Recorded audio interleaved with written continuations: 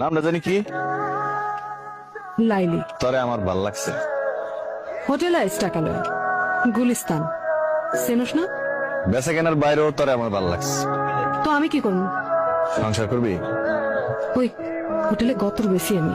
হোটেলে কাছে ছেড়ে দিবি? তাতে চলবো তোর? মাগিরে বিয়া করবি? চলবো।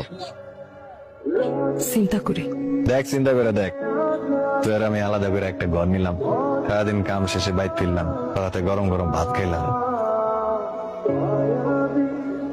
সংসার করবি?